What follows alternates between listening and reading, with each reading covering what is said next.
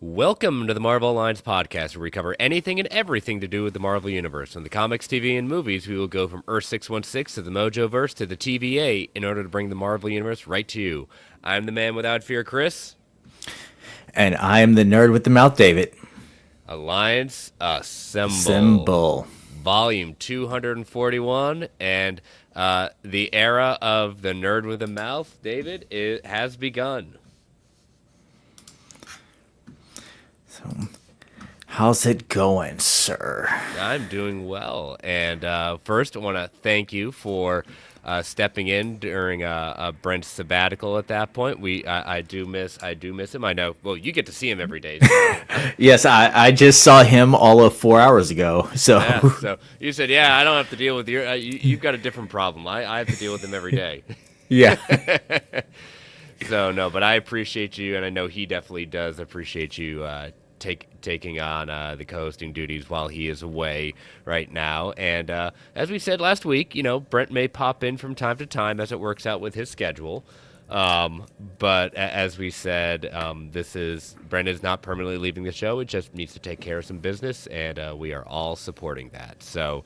But yeah, very quickly, David, if they have never heard your voice, give kind of a little bit of background and who is your Marvel? Like, how do you define your Marvel?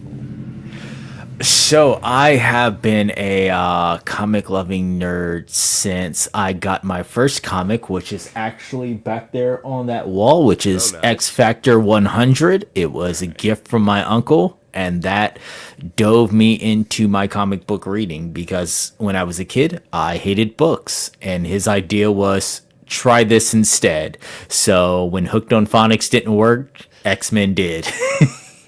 Hey, you know what? And in fact, that's probably still during the Peter David run of X Factor.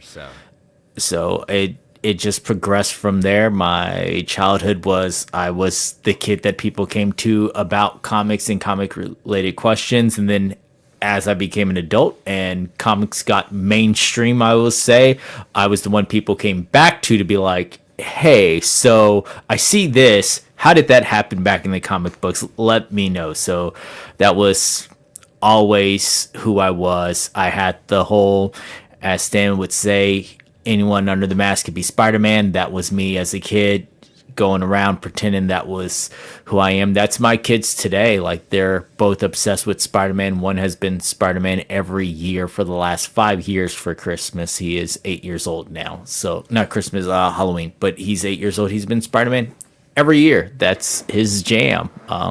So that's what got me into there. Listeners to Geekverse would have seen me on the wrestling show, The Gimmick, with Snail and S-Bubs. We do that. It's semi-monthly or as big events occur, we will pop on and have our episodes with that. I've been on a couple of episodes here of Marvel Alliance and some other shows throughout the network. Yep, you have covered either Brent or myself at times. I remember the jealousy of covering when I was away on vacation during Guardians of the Galaxy Volume 3 last year. So, but you've always been a great to stand in, and glad to begin this era of bringing your weekly dialogue with me onto this. As we've got news this week, and we've got some content to cover over the next couple of weeks with What If coming up next week. So it's going to be a lot of fun. Yeah, Marvel's going to keep the train a rolling. Yep, keep a train a rolling. So, but overall, good week this week for you? Yeah, just doing a lot with work, getting ready for the Christmas break coming up. I have just a little bit over a half day tomorrow. Then after that, I am running out of that building, not to look back until January. Yeah, it's pulling the Bradley Cooper hangover. You do not know me. I do not know you. You do not exist. So Exactly.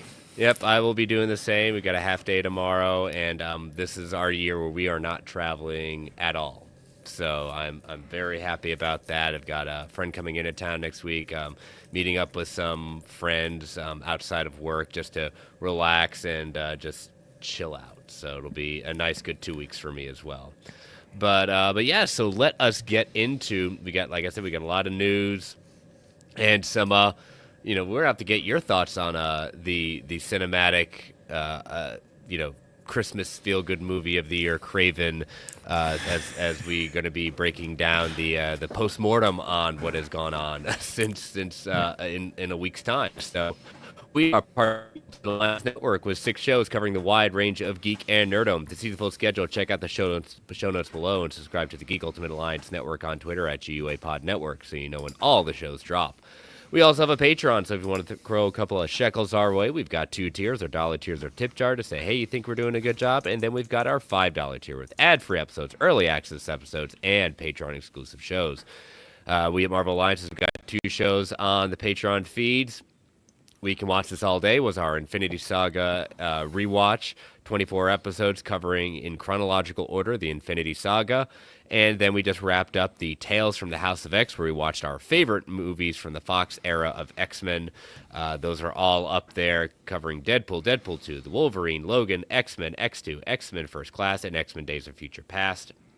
So we hope you've enjoyed those. We haven't decided on what our next thing for the upcoming year will be, but fear not, the DC Alliance guys have got their DC films through the years. They just dropped their recent episode of Watchmen, and Joe has got his Multiverse Minutes, his Disney Dives, looking in chronological order every single theatrical animated movie coming out of the Walt Disney Corporation. So he just dropped an episode on Sleeping Beauty. So looking at his review of it, but also a lot of the backstories of how it was made and all the interesting facts along with that. So a lot of back content. Hope you're enjoying those patrons. We can't do without your support.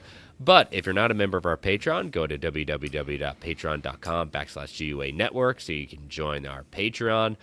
But if you can't join us, take about 30 to 90 seconds and rate and review us on Apple Podcasts, Spotify, Amazon Music, wherever you get your podcast. We greatly appreciate it. And last but certainly not least, we want to thank our sponsor, OrganicPriceBooks.com, for omnibus hardcover collected edition needs. JB and the crew at OPB have got it going on with excellent customer service, immaculate packaging, ships around the world. We're probably in the final hours of these, early pre-order discounts for this final order cutoff for some of these Marvel products. If you are a big fan of the Onslaught saga, so much of us really enjoyed that, and I say that necessarily sarcastically. Got X-Men Onslaught Aftermath getting ready to come into print for the very first time. Star Wars Legends, The Rebellion Omnibus Volume 3, Marvel 2-in-1 Volume 1, lots of great stuff. And as I always want to plug, Spider-Man by Michelini and Bagley Omnibus Volume 2, the conclusion of that team coming out for the first time in omnibus format. Use that code MARVELGUA at checkout to get $2 off every single order. We want to thank them for being our sponsor, and we take some time to get some good books for yourself for Christmas or for your New Year. So. Yeah. All right. So, Kraven.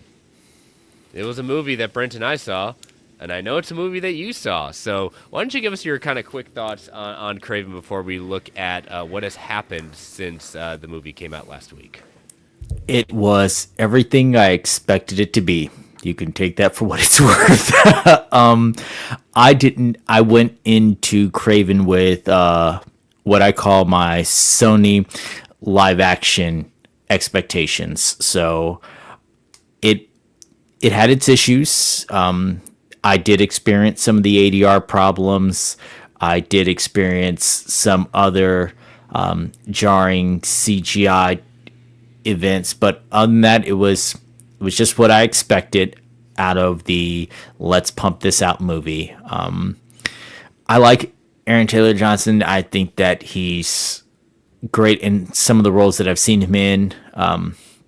Loved him in Bullet Train and some other things, but this movie it wasn't it for me. It just wasn't it. And as much as I was excited to see what they could do with this character, because Kraven's Last Hunt is one of my favorite stories. I love how they adapted a form of it for the most recent Spider-Man game, but for this as an all, Kraven, the heart and soul of that character, just was not hitting for me.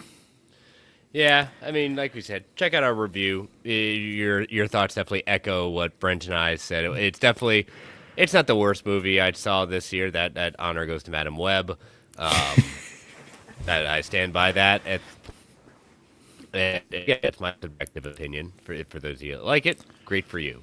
But it was basically like Friday night, and I was on the vodka stream when this kind of story came out, and everyone had basically said, they basically took the whole how the story kind of came about was they took the idea where Sony or someone from Sony had said like this was going to be the last movie in their Sony Spider-Man villains movie, and everyone basically said, okay, Sony's done with Spider-Man. And even Brent and I said in our review, like, no, we think they'll at least take a pause. They're not just gonna write it off, and they're not gonna sell it off to Disney. It's not happening. They can make more money licensing this stuff.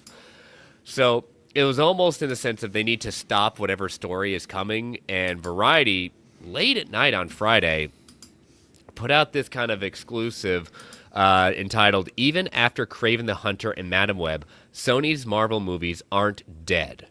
And so it kind of goes into the idea that's saying that, Kraven is projected to be one of the lowest opening weekends ever. And we'll look at the box office a little bit after this. Following 2022's Morbius with Jared Leto and last February's Madam Web, the looming box office failure almost certainly signifies the end of the endeavor for the studio. For what it does not signify, however, is the end of the Sony Marvel universe. It said, for one thing, technically speaking, now this was big. There's never really been a Sony Marvel universe or Sony Spider-Man universe or any other official designation akin to the Marvel Cinematic Universe or newly relaunched DC Universe.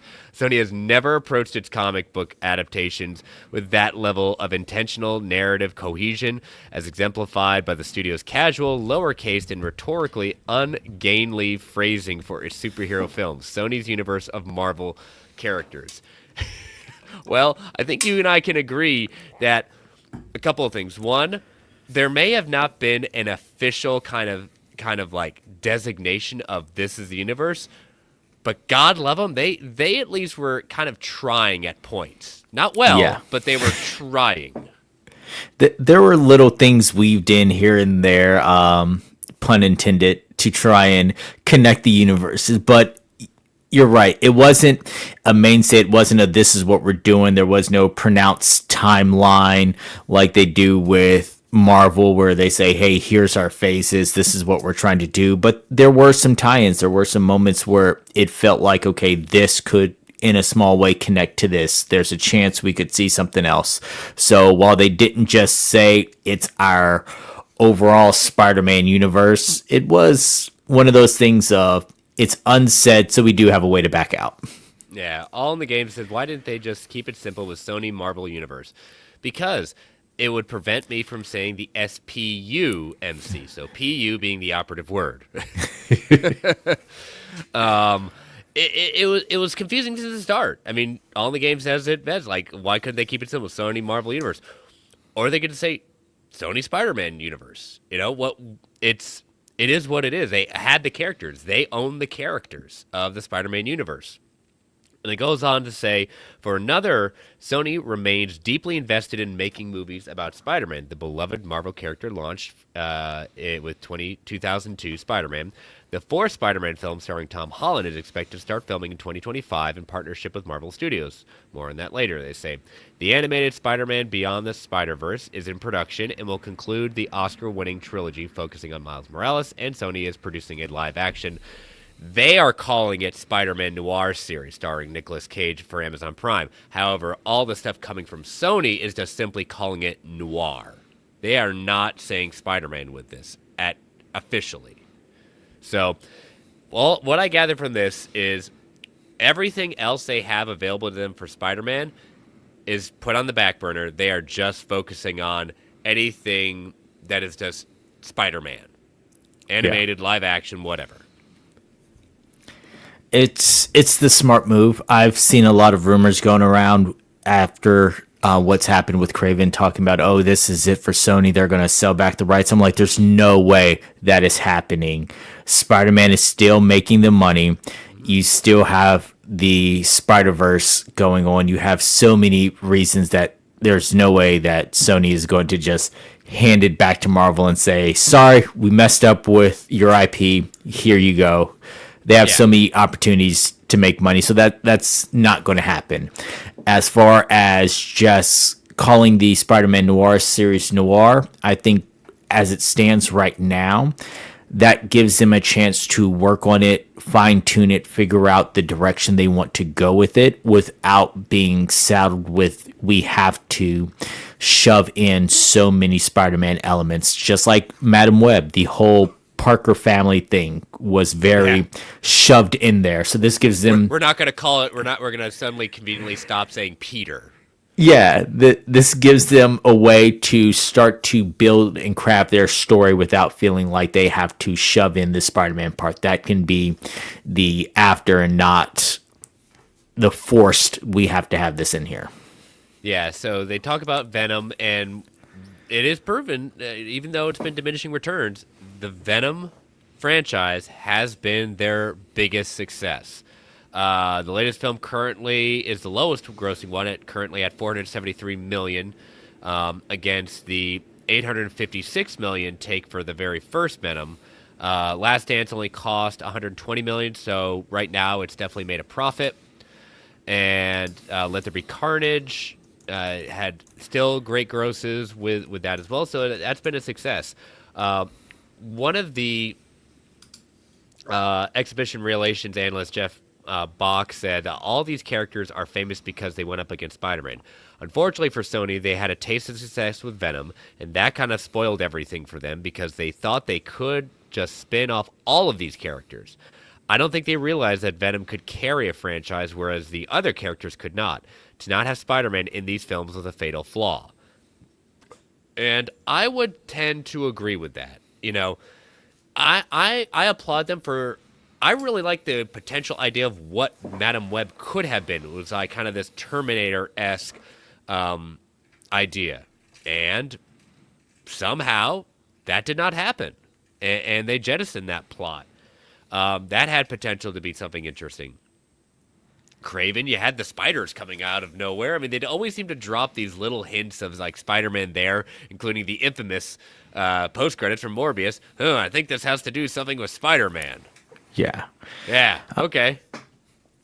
I think with Venom, you have a wider audience that recognizes who the character is because you've had Tobey's Spider-Man 3. People know of the black suit. So it gives a little bit more of a general audience and eyes on it. Not much more, but it gives a little bit more to bring you in. And then 2 movies in, you're kind of hooked. So when it comes to Venom, The Last Dance, for a lot of people, it's okay. I've seen 1 and 2. If this is truly the final, let me see where they go with this. As far as Kraven and Madam Web and Morbius, those to general audiences aren't names that you'll recognize. So then you try and shoehorn some Spider-Man aspects into it, severely drop the ball with it, and in today's day and age, especially the social media age, that spreads quickly. This isn't 20 years ago where you have to wait 2 or 3 weeks for everyone to have seen the movie to have that fall off. This is instant. You can wake up the next Friday morning, your actual release date. Everyone has seen it on Thursday, the hardcore fans, and they've told you whether to go watch it or not. Yeah. Privately, Sony insiders acknowledge that Kraven, Madam Web, and Morbius are creative and critical duds, even though they still insist Morbius, which made 167.4 million globally, did turn a profit.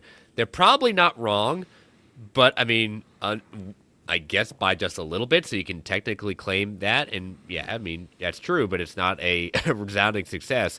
Moving forward, they say the studio will need more discerning about which, if any, of the studio's stable of characters to be elevated to their own franchise.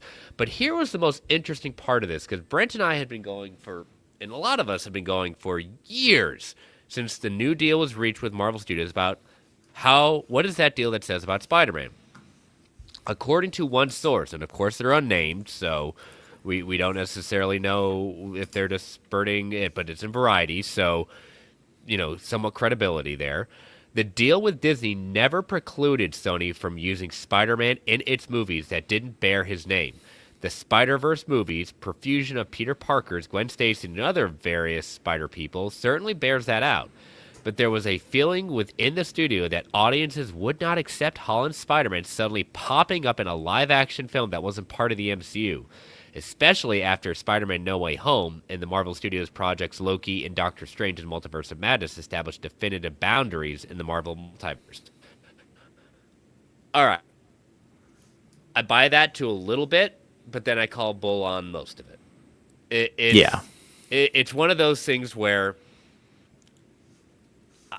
the general audience will see Spider-Man and just assume it's part of it. They're not. And Brendan and I've said it before. Travis Nell said it before. What they have done, Venom, somewhat excluded. So what Sony has done is damage the Marvel brand. Not irreparably, but people see Marvel. They don't understand the business differences. They see an association with Marvel. They don't see the in association. They just see Marvel. They think it's connected. They don't. The general audience really doesn't have that kind of foresight right now. We do. We know we're in this kind of industry, but they don't. Yeah, it's a situation like I see it all the time where people will see the Madam Webs, the Kraven, and then after it has the box office it does, they go, see, this is proof that the MCU has failed. They're not a part of the MCU, but you have that association that Sony and Marvel, it's all the same thing.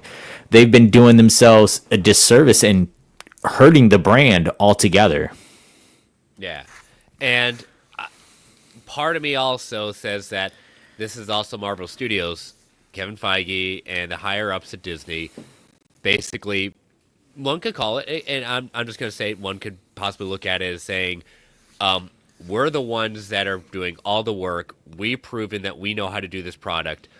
You're not going to do anything, even though there's nothing in writing that they have officially said that doing it. Even according to this article, nothing's official saying they couldn't do it. I guarantee you something has been privately said that as long as we are making money using Tom Holland and using MCU, we're going to ask that you don't do this. And you can play in the sand with all your other toys and do what you will. That's kind of what I'm thinking is really going on. Because, again, if they had this ability to do it and they haven't done it even in the Venom movies, which were successful, there's something else going on. Yeah, because the Venom movies would have been the perfect time to introduce Spider-Man and work within that constraint. But if you are just not going to do it, then someone higher up may not have said don't do it, but it was strongly suggested you might not want to do this. This may not be the avenue that you want to go down, because just from the marketing and money aspect of it, you're going to want those dollars. You're going to want those toy sales. You're going to want everything that comes along with that.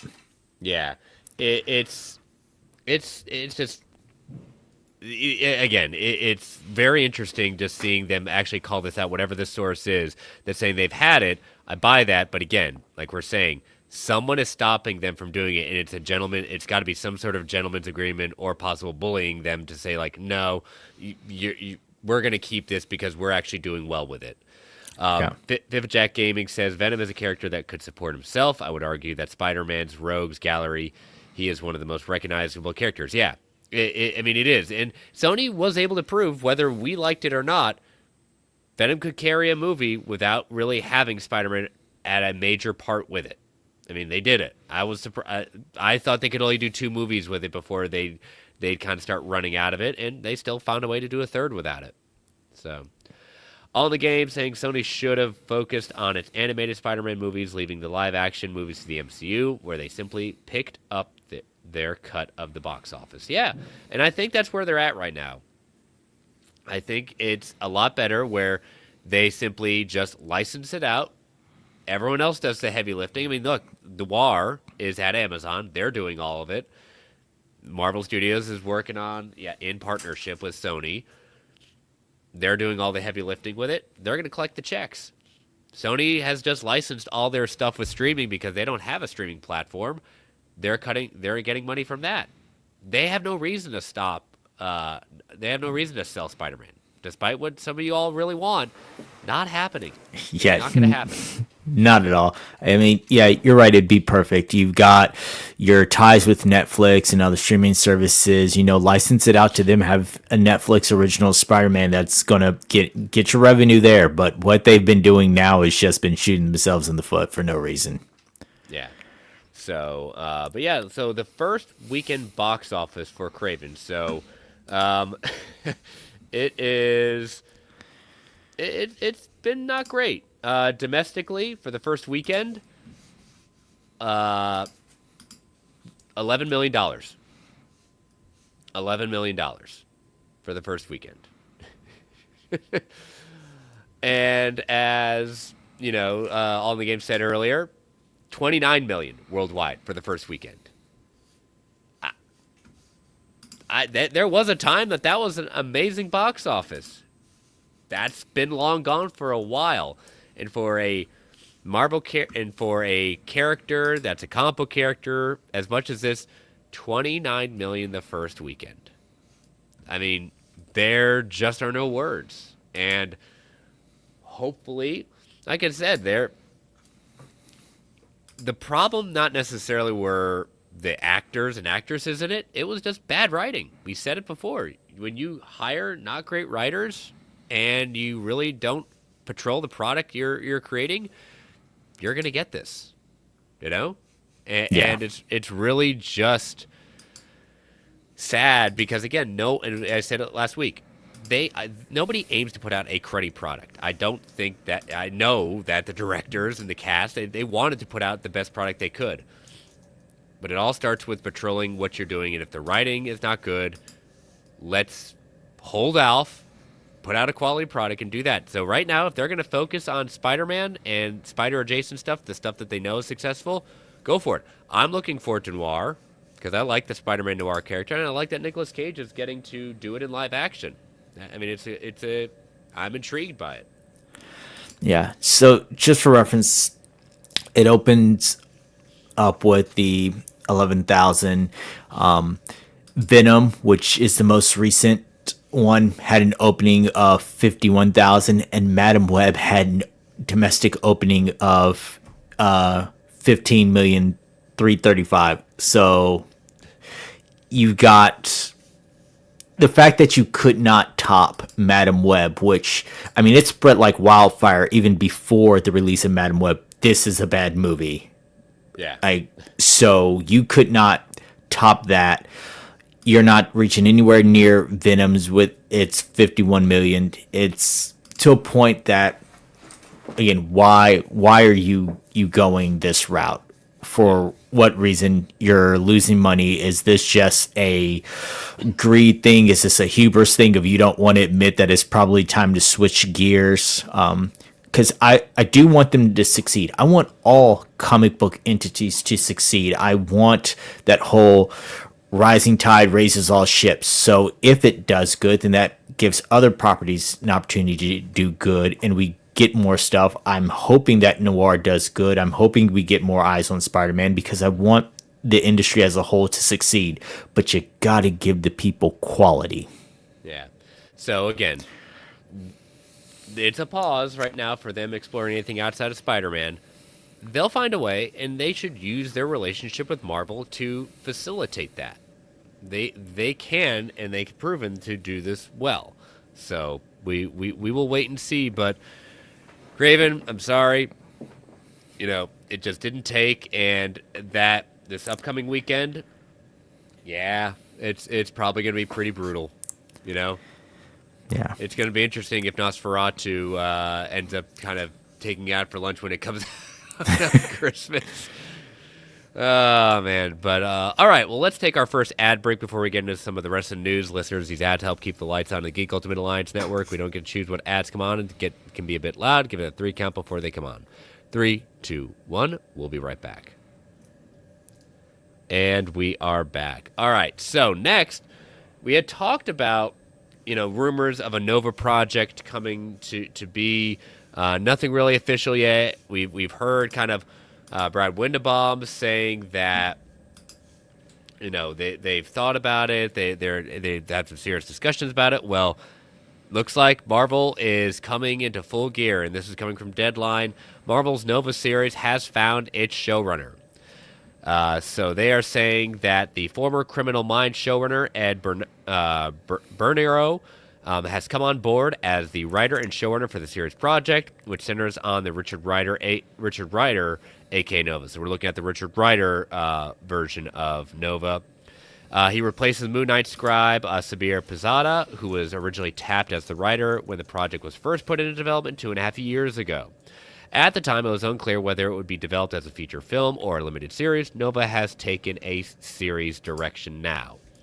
The character first appeared in 1976 issue of Super Adventures when was a member of the intergalactic police force known as the Nova Corps, for which he gained superhuman abilities, including enhanced strength, flight, and resistance to injury. While the character didn't have many run-ins with any of the main figures of the current or past MCU, he did have battles with the Skrulls, who have big parts in the recent project. So now we did see the Nova Corps in Guardians of the Galaxy. We just never had like Richard Rider, like the Nova that we've come to know and love at that point. There have been different iterations of Nova, including if you're reading the comics right now. Well, we have a certain mutant now going around in the Conquest 2099 storyline that is now the main Nova in that kind of storyline, which is interesting. I did like that kind of twist on it. Bernero has served as the executive producer and showrunner for CBS's drama series Criminal Minds, which also was co-created spin-off Suspect Behavior.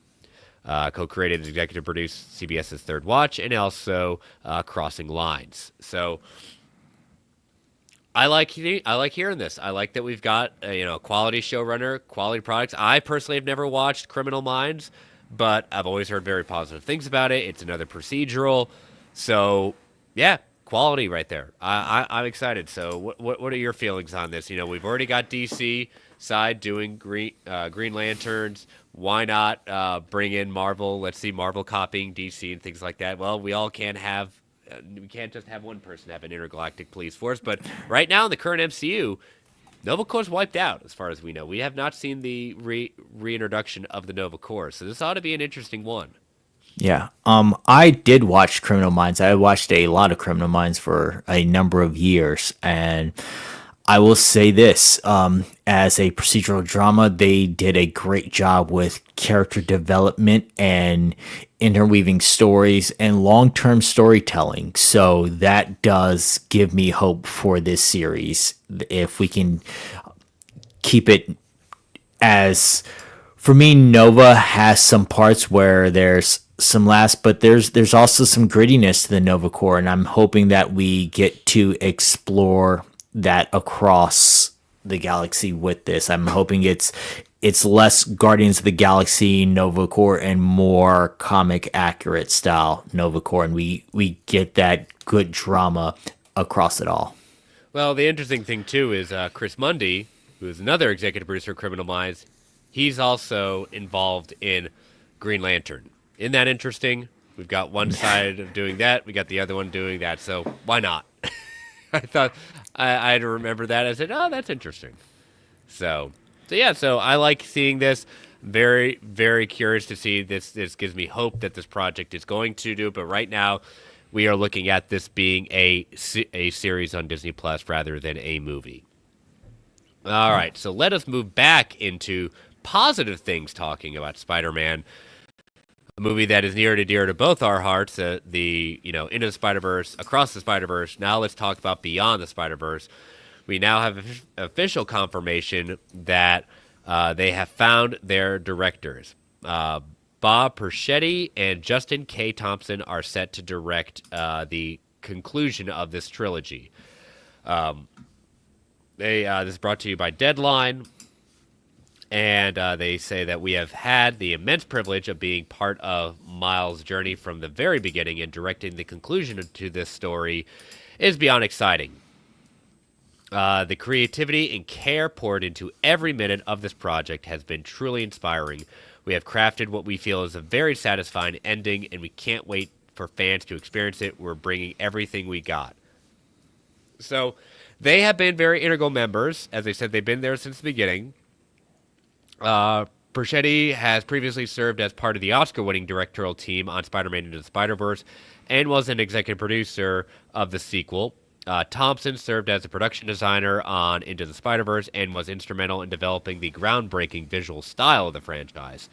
He went on to join the directorial team on the sequel alongside Joaquim Dos Santos and Kemp Powers. Now, Chris Miller got a little feisty on Twitter when this news broke, and I don't really see a reason why he needed to get feisty because it's kind of like creating a stink for no reason. He said, posted on Twitter, to anyone confused, Bob and Justin are not the new directors. They have been directors of Beyond the Spider-Verse for the entire time and doing a great job. They were just announced today. So I think the only reason you kind of put that out is maybe people were creating some scuttlebutt saying, oh, that's why it's been delayed. They haven't been able to find directors. They lost people. So I kind of get that. But it's like with everything. When we hear casting news, it's not like they just got officially cast. That's been like kind of worked out for months. Or like when a movie's still filming and they say, this just suddenly casted. Wait a minute, they're still casting people? No. They're just ready to make it official. Yeah. It's a lot of those times when you hear in interviews, somebody will say, oh, yeah, I had to keep this quiet from my friends and family for 6 months before I could say anything because I got cast back in January and I had to wait till Comic-Con in July in order for it to be said. So, I mean, it happens all the time. It's not a deal where they were. My guess is they knew all along they wanted to continue this direction, and I'm happy that they're continuing this direction. I mean, everyone involved with this, the amount of people that they have returning gives me incredible hope for where they're going with the third part of the trilogy, but I don't think this was something that they signed on the dotted line this week, and now it's, all right, we got to rush to print. Let's tell everybody. It's finally official.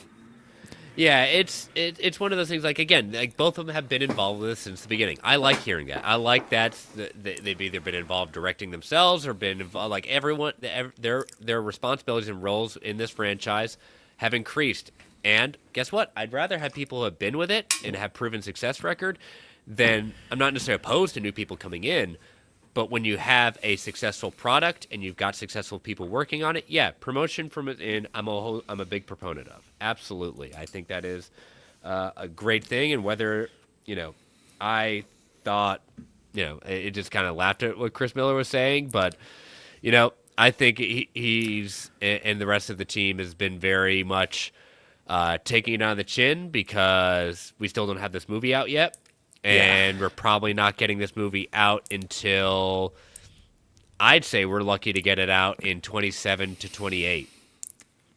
Yeah. I was thinking Christmas 27 would be around the time that we would officially have something, but even that's looking like it's going to be far off. I would say that they're probably going to take their time, especially with all the talk last time about how animators were treated and the deadlines people were under. You know what? You're going to take your time and you're going to treat everyone right, even if it means it takes a little bit longer. Yeah, that was not a good look for them at all. And I remember when that came out, I had a message friend of the show, Scott O'Connell, when that came out. And I said, what are you hearing about this? Because it was a very damning look at it. He said, yeah, it wasn't a good look. Definitely not a good look. So, but all right. Well, I mean, again, progress is being made. We still got a long way to go with that, and it's just I'm hoping that the time they're going to take, treat your animators right. Let's put put a conclusion on what it has been an amazing so far 2 movies with every iteration, and still Into the Spider-Verse. I mean, Across the Spider-Verse is still my favorite of the 2 right now. Just because of everything that it took to a whole new level. So, all right, let's talk about what we're getting into next week, David. And what if?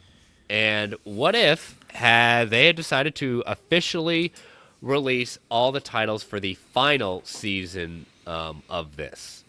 So what we're seeing here are the 8 episodes, which officially starts this Sunday. So what we're going to do is very similar to what Brent and I did last year. We are going to review the first 5 episodes next Thursday. So we are having a new episode next Thursday live, and then we will conclude that with the final 3 episodes the following week. So, we could break them in half. Right now, we're going to try to get in 5 episodes. We'll at least watch them. We'll see how we can power through them and make sure that we put out a quality show. But right now, we'll watch the first 5 episodes, and then the last 3 will be covered the following week. So here are the titles, David. The Hulk fought the Mech Avengers. What if the Hulk fought the Mech Avengers? What if Agatha went to Hollywood? What if Red Guardian stopped the Winter Soldier? What if Howard the Duck got hitched? What if the Emergence destroyed the Earth? What if 1872? What if the Watcher disappeared?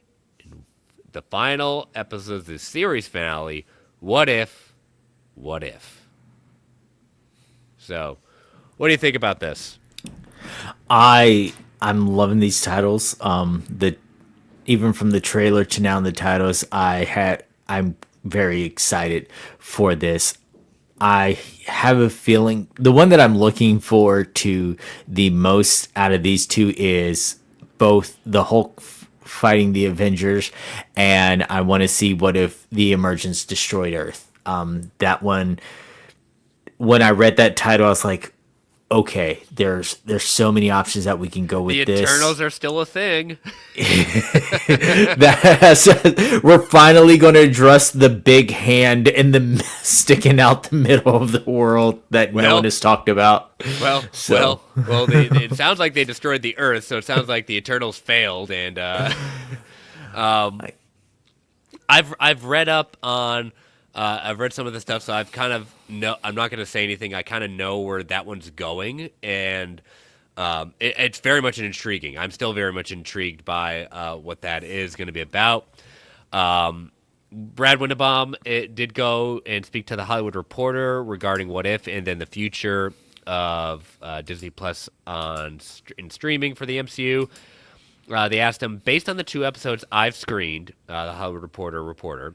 The series is still going strong creatively, so why is this the time to end it? I said, well, I can't go into great detail, but just like the first season came out of the sacred timeline, blossomed into alternative realities at the end of Loki Season 1, What If has always tied into the greater MCU and the Multiverse saga, and for reasons that will become clear in the next couple of years, this was the right time to culminate the series from a story perspective. He said one of the episodes involves Bucky and Alexei going on an adventure. Was this episode meant to be a starter course for the dynamic in this year's Thunderbolts? Brad said, it wasn't designed that way. We were just spitballing story lines and what we always do with What If Writer's Room. Obviously, Sebastian Stan's depiction as Bucky is one of the most iconic characters in the MCU, and I love David Harbour. So the way he's embodied the Red Guardian is just so entertaining. He's so charismatic, and he's just jumps off the screen. So seeing these characters together just felt natural. They both have these Russian origins, and the what if scenario, what if you stopped the death of Howard and Maria Stark, was just a fun story to play with. So it's interesting to see. I think second season really upped its level. I didn't dislike the first season, but second season really, they honed it in. So I've got very high expectations for this. I'm thinking we're going to get, I think Supreme Strange is coming back. I think Brent's dream is going to come true. We're going to get his conclusion of his Captain America with Civil War. We're going to get, even though it's not called that, I think we're getting that episode. I do agree with him on that. The thing I wish What If did, could be, and he even said this could come back at a different time, but What If was always a cool idea that this could always continue. They could really have stretched the limits, and I did like that they kind of changed their tune, saying that no new characters would ever be introduced. Well, last year that got changed with Kahori, and they're getting a chance to bring in characters we haven't seen in live action before. We are going to see Storm wielding Mjolnir, which has happened in the comics. Yes. But we have not yet seen the X-Men officially in like the MCU's interpretation of the X-Men. I know Wolverine and Deadpool exist, but that was not officially MCU created. So, yeah, there's so much that I know that they're going to step it up even more on this, and I'm looking forward to, again, the Hulk fighting the Mech Avengers. yeah. I am waiting to see Gundam Captain America in all his glory. Please give me that. The moment that Storm came on screen holding Mjolnir in the trailer, I was like, I need all of this. And then to see on this cover art her standing next to Kiori and standing next to Peggy, just having that moment, that strong moment together. Yes, please. I'm here for all of it. Yep, and as I expected, I guess that we would get kind of a laid back episode for Christmas Day. Yes, Howard the Duck got hitched. It is going to be our episode for Christmas Day. So Yeah. But he did leave this, and it's not what if tied. It was the last question they asked to Brad, saying that I'm staring at a Miss Marvel logo behind you right now, and I'm reminded of how you all struck with gold with Iman Vellani as Kamala Khan. What can you say about her future?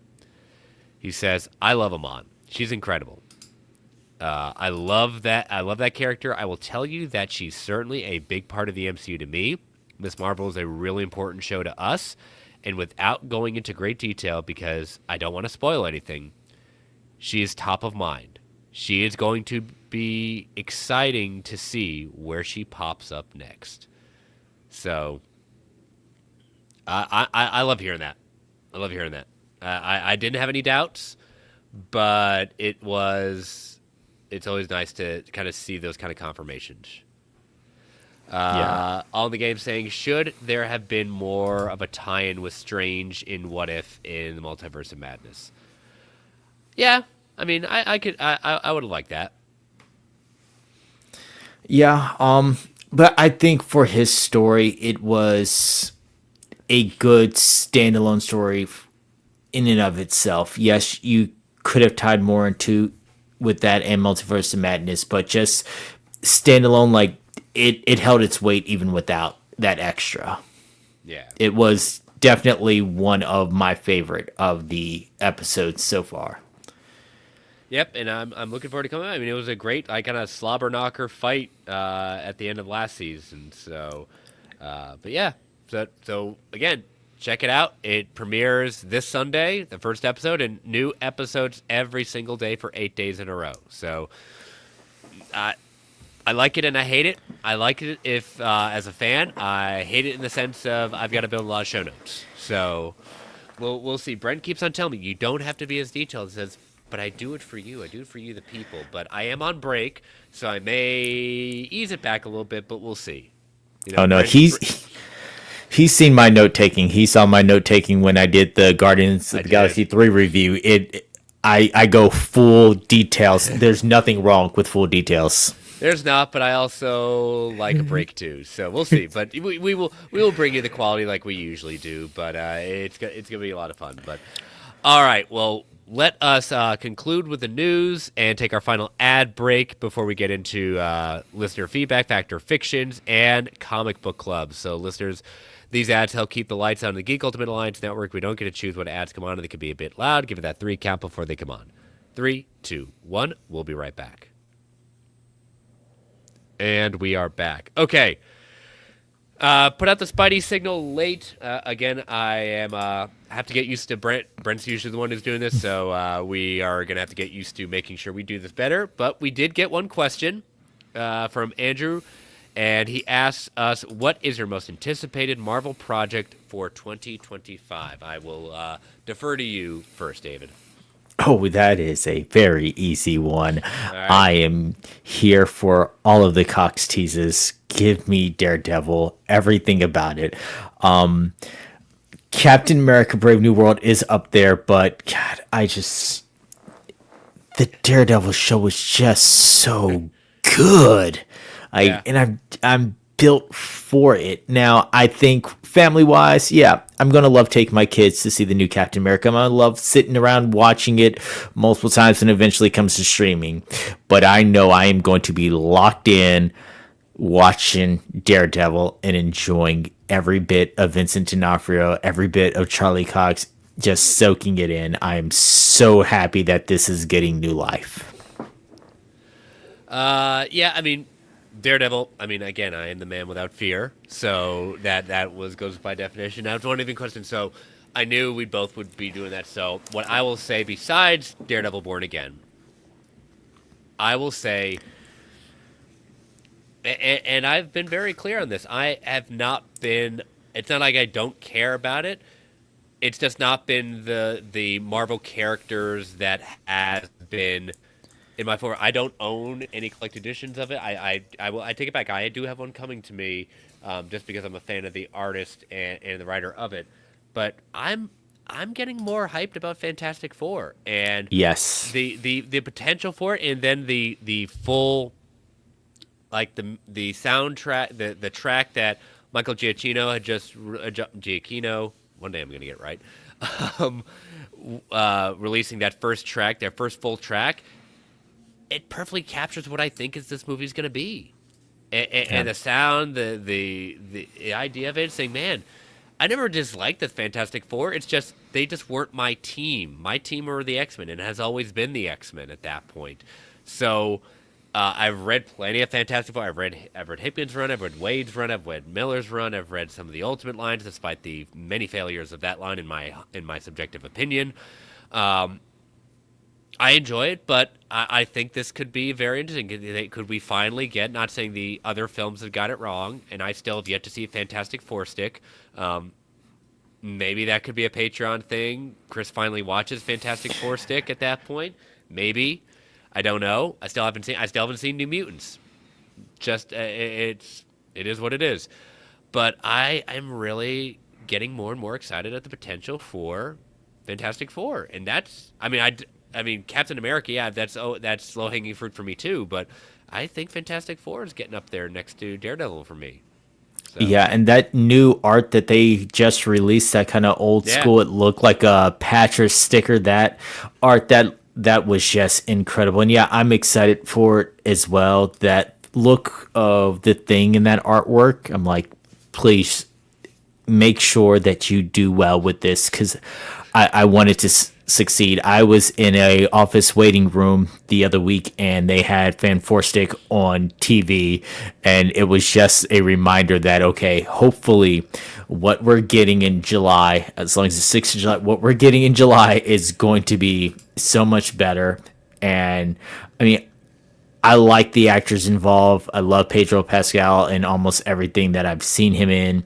So I have high hopes for this, and I want it to do well. I want the quote unquote first family of Marvel to do well. I want them to succeed. Like I said earlier, rising tide raises all ships. Yep. Succeed, build your universe. I'm tired of the people who are quick to say the MCU is dead. Let them do great things. And I want to see Galactus. I want to see a real good Galactus. You don't want to see a fart cloud? Yes, Fifth of Jack saying agreed. I'm so excited for DD, my most hype Marvel project, and looks like my co-host of the OPB weekly stream. I'm guessing this is Jake. God, Chris is a beautiful man. Well, it's the end of the day. I did not put on my glitter and rouge, so hope you're doing well, Jake. But yeah, so one question, but thank you, Andrew, for putting that in. And Factor of Fictions. This is from a couple of weeks ago.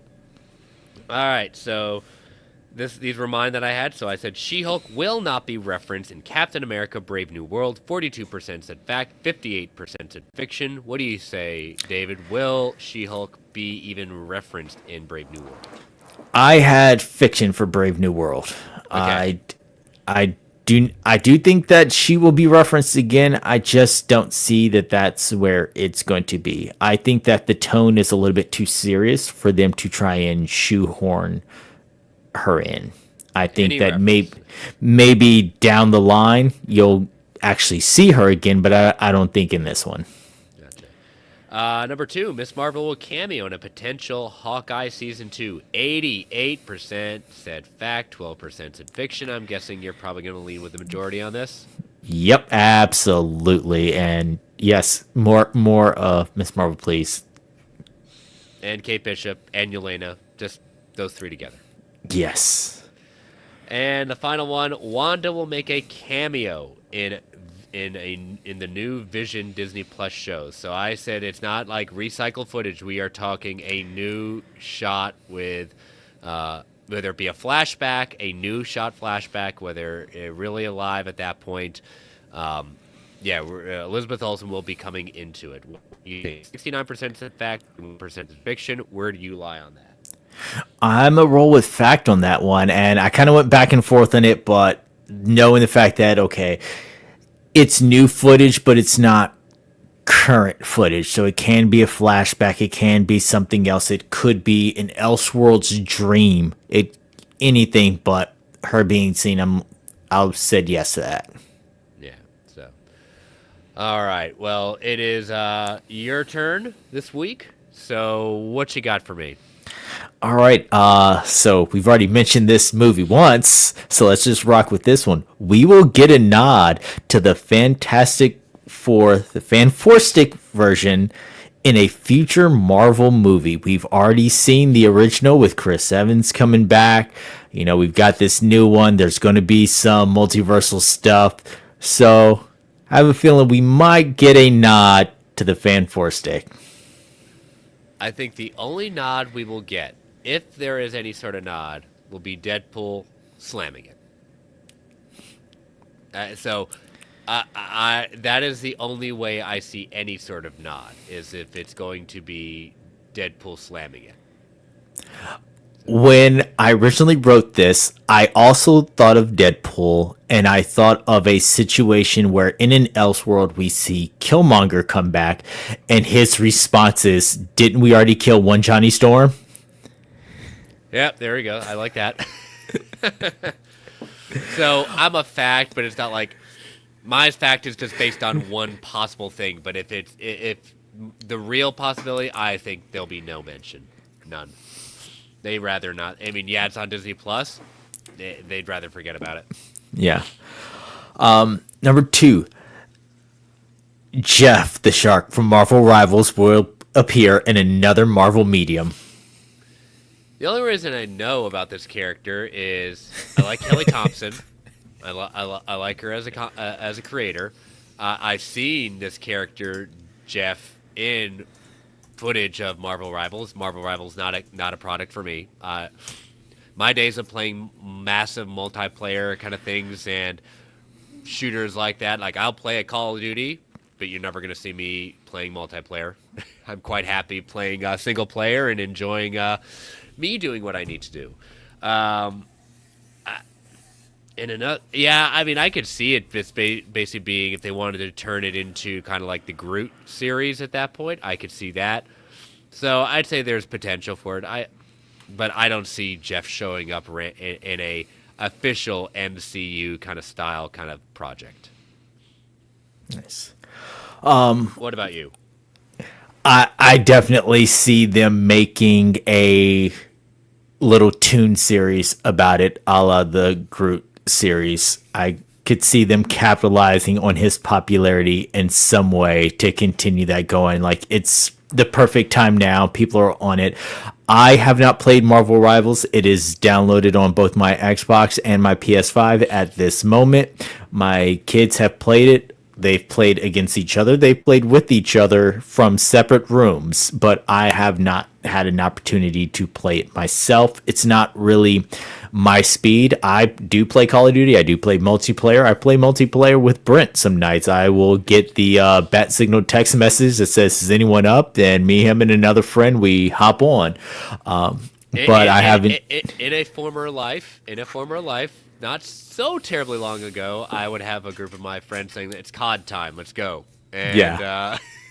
But those days, my reflexes are not as strong anymore. I'm not saying you guys are the upper echelon either, but, you know. Oh, no, I'm either really good or really bad. There is no in-between on my matches. If I'm really good, that means everyone else around me is really bad. Yeah. But, no, I definitely see, with the popularity, I've been seeing him all over social media. It's like go ahead and capitalize on that right now, even if it's a short little cartoon segment, little 5-minute blocks here and there that you can crank out just to get those going. Yeah. All right. Well, good. All right. That week. What we got? We got one more. I can't remember. Got one more. One more. All right. And my thunder was kind of stolen today because it had to do with an X-Men casting. So now I've had to adjust it because we've got some casting. Rumor mill, and we'll just leave it at that. I don't want to discuss it because it's the source. So. Yep. So the rumor mill has talked about an X-Men casting. So my original one is that we would get a rumor of an X-Men casting before the new year, and then that just got taken away. So now I will amend that to we will have 3 X-Men actors named before Comic-Con. Not necessarily, yep, in July. Not necessarily saying what their roles are, but 3 people named to the franchise. I'm going to say no to that. I'm going to say they're still going to... I'd say the soonest we start hearing about any kind of mutants or X-Men is going to probably be the year of Secret Wars, if then. That's when we'll probably start really seeing it, because really there's no need for them to do it. Like, they've been very clear. Like, they've been clear in the sense of, like, mutants are going to be post Secret Wars. Doesn't mean we still don't get hints towards it, but I just don't see them doing their new MCU castings because they don't. I know they're writing the script, but it just still seems like they can hold that close to the vest and not necessarily miss a beat yet. Yeah, I could see them announcing some, maybe not your big ones. You're not getting, if they're going the Wolverine route, you're not getting your Wolverine route. I mean, even though Hugh Jackman is doing it until he's 90. Yeah, that's darn right. Nothing but plain chicken for him for the rest of his life. So, I don't think you're going to get any Wolverine announcements. You probably won't even get an Xavier announcement, but I could see some other X-Men getting peppered in there as being announced, or people being announced for the project that you can start your speculation on who are they going to play. Yeah, but bring gold balls in there,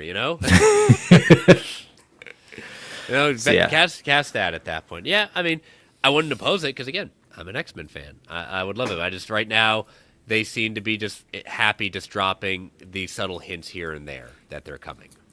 So, but, all right. Well, I will post those Sunday afternoon, as always, so let your voice be heard with that. But yeah, so let us get back to Comic Book Club as I try to get my iPad. There we are. All right, I did get questions from our illustrious listener, Jax. He was very concerned, saying, is Comic Book Club taking a break during Brett's sabbatical? I said, oh, no. David has done his homework. David will continue to do his homework. And but yeah, so we are at issue number 8, and we left off with basically Young Avengers doing an homage to Speedy as a junkie. Yep, snowbirds don't fly. Yeah, exactly. When we were left with, looks like, Patriot juicing up with mutant growth hormone. So, but yeah, so we're we open with the aftermath of that, and but yeah, so what did you think? What did you think about this issue as a whole? This issue as a whole was, in my opinion, a good issue, even with Captain America going full granddad snitch mode. But I really like some of the stuff with Jessica Jones and her feeling like, all right, I guess I'm in this, even though I don't want to be in this. But the entire story with Patriot was really hit on a lot of levels of, this could be real life, where there's somebody who wants to be a hero that bad that they're willing to go full Jose Canseco to get there. And that is exactly what he did. You started off, like, literally the opening of it is the reminder shot that looks just like Speedy with the needle. And then going into his fight with hide, and he's all jacked up and big and buff. It was a good issue that really made you get a layer to the character of Patriot. Yeah, especially when you get like jacked up Patriot and he says, "Get up." That's like, ah. You know, mutant growth hormone does in the roid rage really agrees with you, Patriot. But I mean, I get it in the sense of, you know, coming from, he is the descendant of the first Captain America.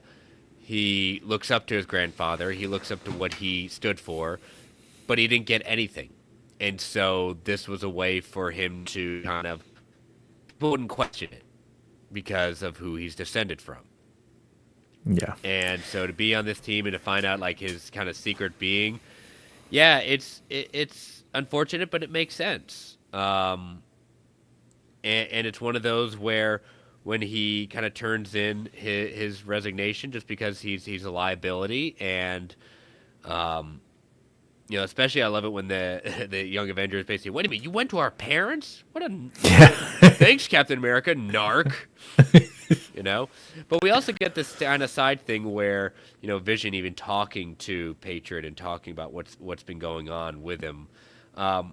You know, it's like what any fan would be, especially just wanting to be of some worth. You know, it's a good kind of interlude issue. You know, we're still not kind of, the team's there, but it's still trying to figure out its footing, and whether Patriot continues to stay away from the team at this point or not, we'll just have to see. But goes from junkie to quitter. Yeah. I mean, I did like the interaction with him and New Vision when Vision is asking, like, okay, if I could go back in time, if I could manipulate the time stream, would you realistically change something? And Patriot's like, you know what? Knowing me, I wouldn't. Yeah. So, and that's a real honest answer. Like, I like being a hero. I like this life. I probably would not change. Yeah. So, but all right, we will. You want to continue on reading as we go through What If at that point? Yeah. All right. Well, we will read. We'll continue on with issue 9 of Young Avengers. We're coming close to the end of our run, and David, it's our choice next. We get to choose which one we want to do. So we will have to see exactly what we want to start thinking about with that. So we got a couple more weeks for that. So, but again, first episode, good episode at that point with you, David. So felt good. What do you feel? I'm good. I'm glad to be here. Like we've stated before, Brent will be back. Brent will return. I am just the fill-in, but I'm going to do my best to fill those lofty shoes. It's kind of like we're waiting for Star Fox to return into the MCU, right? Patrol. Yep. The question is, which one is Brent, Star Fox or Pip the Troll? You know. So, but all right. Well, tell people they can follow you, David. I am on all the socials at The Phantom. I am still active on Twitter for now and active everywhere else. Again, you can follow me on the Geekverse Network with our show, The Gimmick. If you are a fan of wrestling, we are going to be having another show with our Royal Rumble updates and the next Saturday night's main event, some other things. So be on the lookout for that. And other than that, like I said, you can catch me on all socials at The Phantom, and where I talk nerddom, wrestling, and other just randomness. Stay tuned, all in the game. Stay tuned. But yeah, so yeah, take them on all the socials right there. You can follow me on all the socials at Chris Balga. You can also catch me, as always, every week on the Brave and the Boys YouTube channel, every Saturday at 4 p.m. Eastern Standard Time as we go through the OPB Weekly Buyer's Guide, so check that out. You can follow this show on Twitter and X at Marvel A Podcast. You can follow Brent on Twitter at Brent Tech Prime. You can email the show at marvelalliancepodcast@gmail.com. You can follow the Geek Ultimate Alliance Network on Twitter at GUAPod Network. Feel free to tweet, email if you want to provide feedback, ask questions, and DMs are open across the board. Continue to rate and review the Marvel Alliance solo feed on Apple Podcasts, Spotify, Amazon Music, wherever you get your podcasts. We greatly appreciate it. We want to thank you all for joining us live in the chat. Thank you all for listening. Stay safe out there, everyone. And as Stan the Man would say, Excelsior, true believers. All right. Well, All in the Game asked the question about our thoughts on a little trailer that dropped, a little thing that dropped. Well, what dropped today? You know, it's not, I don't think it's a little indie project. Yeah, something about looking forward to the future or a man of tomorrow. I don't know. Just a guy in his underwear. Yeah. So yes, the James Gunn directed beginning of the quote unquote official like first movie of the new DC universe. It came out today. Superman at that point. Now, David and I are going to give our quick thoughts. We're playing the trailer in the background at that point. We're not going to do a breakdown. You want to check out a background breakdown? Check out DC Alliance. At that point, they did a full breakdown. So we're just going to give our thoughts as the trailer's playing there. So, what are your thoughts on this trailer? I like the trailer. I watched it 3 times this morning in a row to catch all the things that I thought that I would miss. It caught me off guard with they hurt Superman at the beginning, but you know what? I'm like, I can dig it. I can rock with it, and especially where they went with it. This does include one of my now new favorite scenes, and I'm waiting for it to play in full spectrum when the movie comes, but I saw it in the trailer and I went, that is a superhero scene to me. Yeah, the John Williams being done electric. You know, I will have to say Rachel Brosnahan, even though she hasn't uttered one line of dialogue, I'm a huge fan of the marvelous Miss Maisel. As soon as she was cast, as soon as I saw that first episode, right when she was cast, I was like, yes, that's Lois Lane. That's absolutely Lois Lane. You know, the way Clark looks, it's a generational look for that kind of top on the head. So the way his haircut is, that's fine. It really doesn't bother me that much. It is what it is. But I do like that they kind of have this kind of thing going on already right now. And, you know, I'm not surprised of them using John Williams, a modernized version of John Williams. As I always will point out, the original title of this movie was Legacy. I know why James Gunn changed it to just straight Superman. We're looking towards the future. But when it comes down to it, like, we're trying to find a way to connect with people of any kind of generation, and that theme, John Williams' theme, is iconic for a reason. I absolutely adore Hans Zimmer's Man of Steel theme. You know, an ideal of hope. What are you going to do when you're not saving the world? I love that. I run to that. Actually, but there's something that will always be iconic about John Williams. So I was not surprised. It crosses generations. Yeah. It crosses generations. Older, younger people, you'll hear it and you will go back to the time that you saw Superman. And when I heard this whistle, I was like, are we actually going to see Crypto and just him racing across there, showing up? Yes, I could also hear some people groaning about it, but you know what? I'm a dog person. I will always be a dog person. It fit, and I enjoyed it. And this right here is my scene. That was the superhero scene for me. Just the diving in, tucking the head of the child, just standing there. It wasn't the quick, I'm gonna grab you and fly out, you know, speed you away. It was the protector Superman, and I'm like, this is it for me. Yeah, and seeing Nicholas Hoult playing Lex Luthor, first time at that point, seeing Superman race across the and the anger. Just is it, oh, he's got it. I'm sold. I'm already sold. The pure vitriol on his face. Yeah. I'm like, oh. Yep. And just and again, this was a great. This was and I'm not gonna say great. This was.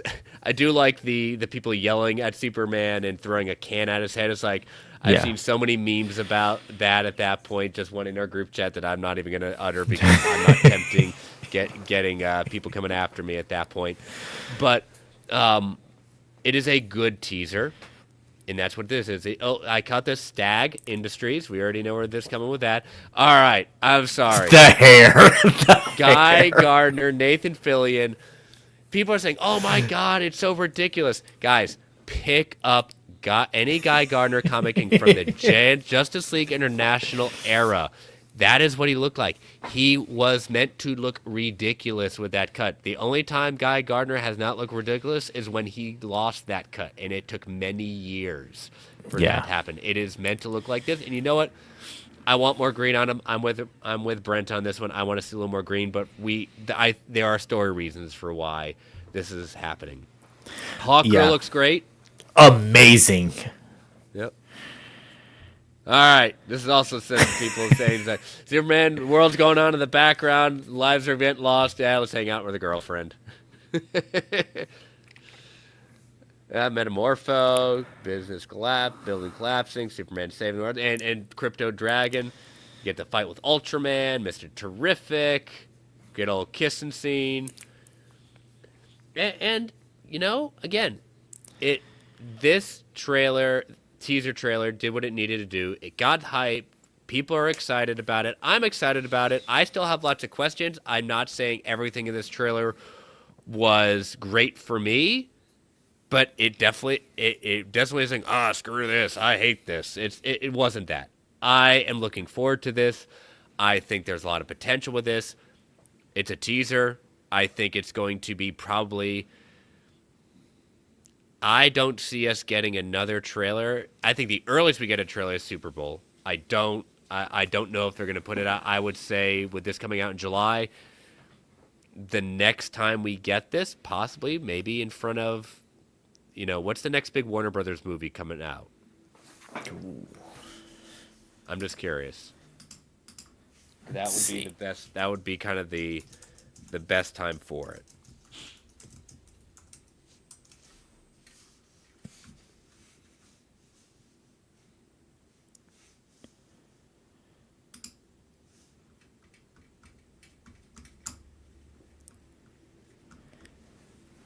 See, there are upcoming releases.